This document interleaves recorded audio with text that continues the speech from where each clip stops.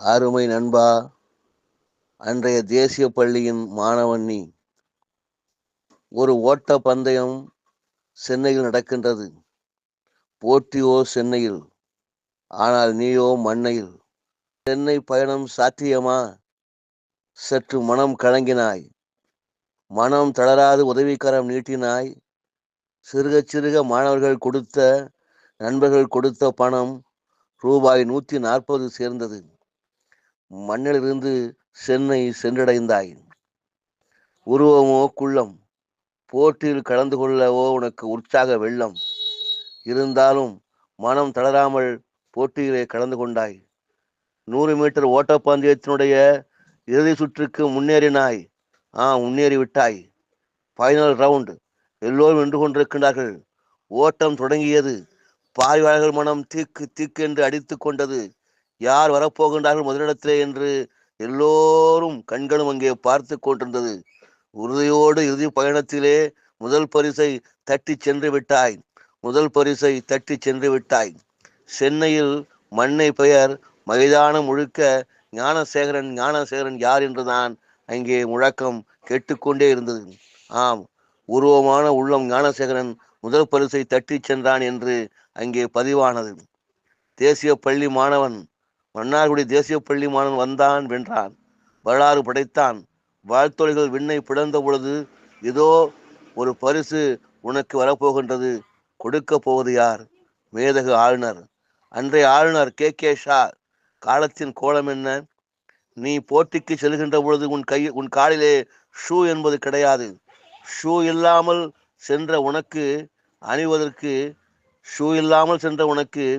Shoe கொடுக்க போவது யார்?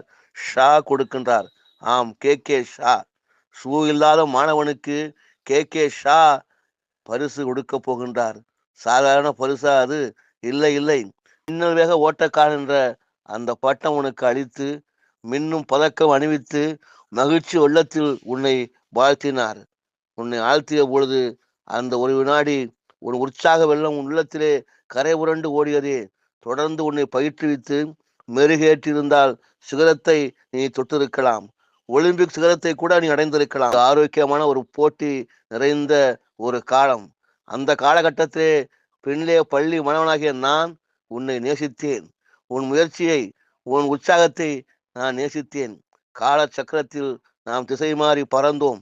பறந்த போதும் ஏதோ என் நெஞ்சத்தின் ஓரத்திலே என்ன ஆனான் ஞானசேகரன், எங்கே இருக்கின்றான் ஞானசேகரன் என்று நெஞ்சத்தின் மூலையிலே தொற்றிக்கொண்டே வந்தது.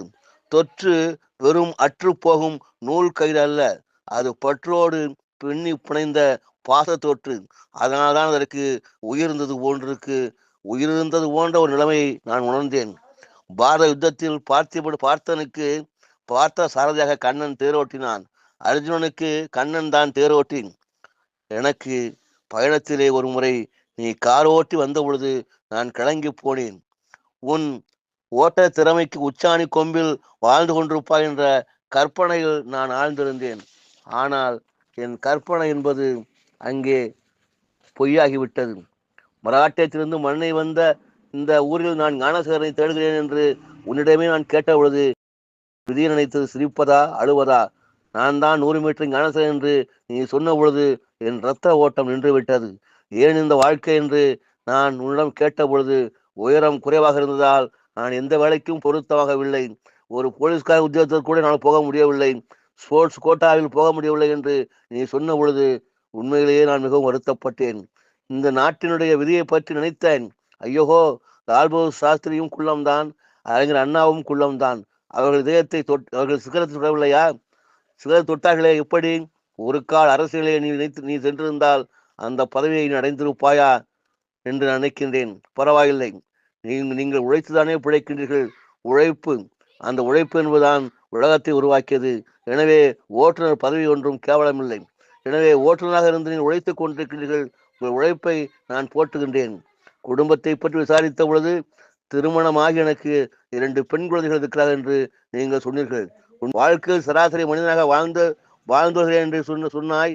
சராசரி மனிதன் என்றாலும் இளமையிலே நீ சரித்திரம் படைத்தாயே. அது எங்களுக்கெல்லாம் ஒரு டானிக்காக, ஒரு பூஸ்டாக, ஒரு எனர்ஜியாக இருந்ததை எங்களால் மறக்க முடியுமா?